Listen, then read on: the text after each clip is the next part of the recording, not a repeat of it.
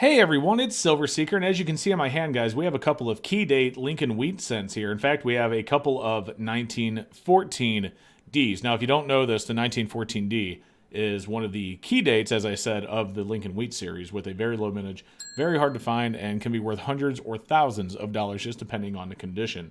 Now, the thing about these, and you probably already know this because of the title card, is that one of these are fake or altered, if you will. It's not actually a real 14D. It is a real Lincoln Wheat cent, but it has been altered to look like a 14D. So what we are going to do in this video is we are going to get out the coin scope and inspect both of these coins up close, and I will show you what they did to alter this coin so that you can keep your eye out in the future. Now, this one is not the best alter. There are way better ones than this one, but it will show you all of the things that you can look for when you're looking for an altered 14D to make sure that you do not end up with one of these in your collection, because that would be upsetting. So let's check them out under the scope. Let's go.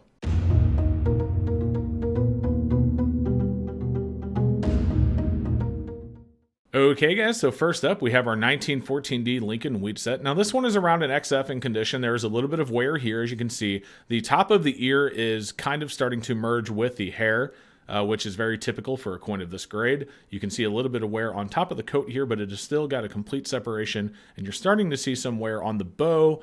Everything else looks good. In God We Trust, Liberty, and all of that looks pretty darn good for the coin. So let's take a look on the reverse and see what we got going on. We'll flip it over.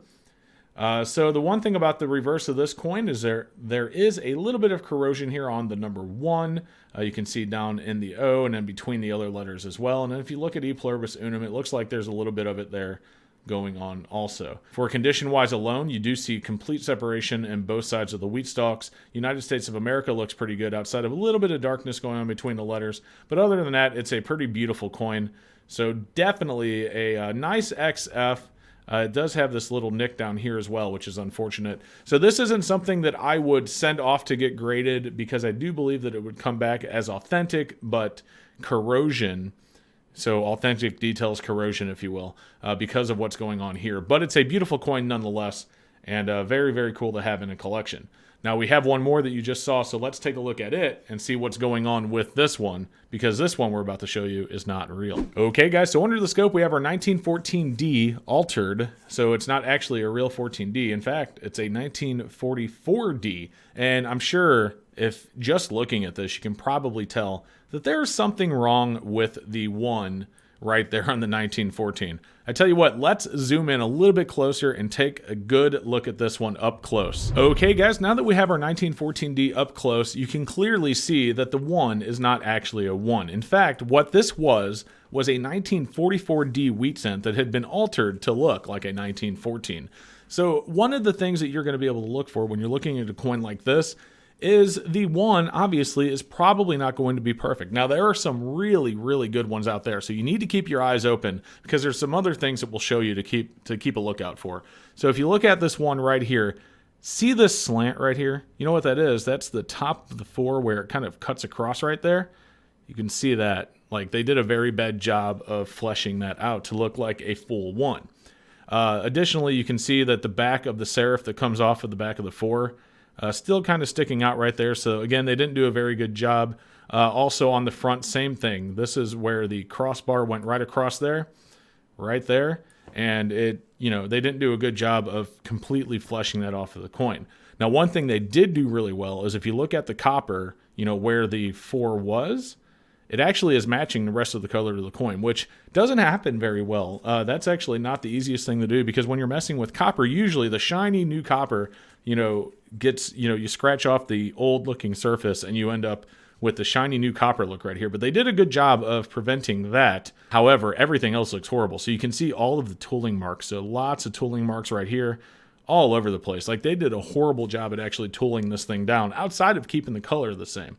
Now, one thing you can look for when you're looking for an altered 14D is, first off, the D mint mark's a lot closer on, usually. Now, there are variations because all these mint marks were hand punched into the dies back then. However, if you look on the original 14D, you can see how much farther away our D mint mark is from the 1914, where if we look at our fake one here, you see that? It's way closer to 1944 or 1914 in this case. Another thing that you're going to be able to look for is you see all of this empty space right here. Look how much space is between the 9 and the 1. So there is a whole lot of extra space there, and that's because that's the space where the rest of the 4 was on the die, and they couldn't do anything. They couldn't move the 1 over, because if they did, then the 1 would be really far from the 4, and that would be a lot harder to do.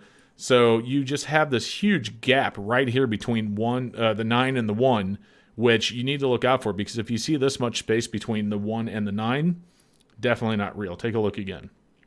See how much less space here is between the 1 and the 9 on this one? And then if you look at this one, there's a huge gap. Like the whole head of this arrow fits between the 9 and the 1 right here. And if you look at this, it's not even close. You can see it goes on top of the 9. So that is 2 big things to look for. Just that huge separation of space right here. And of course, just look for the tooling marks as well whenever you're looking at these. Now, if you're not 100% sure, don't use this video as just like the end-all be-all of, well, now I know how to check for altered 1944s and the 1914s. If you aren't sure, get it graded, or at least ask like a local coin shop, someone there to take a look at it before you purchase a coin like this that's raw.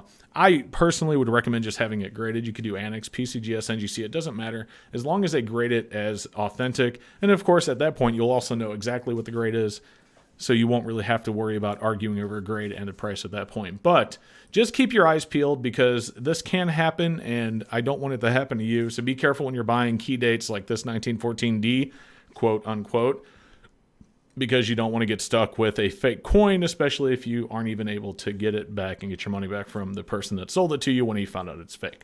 So there you go, guys. That is an altered 1914D.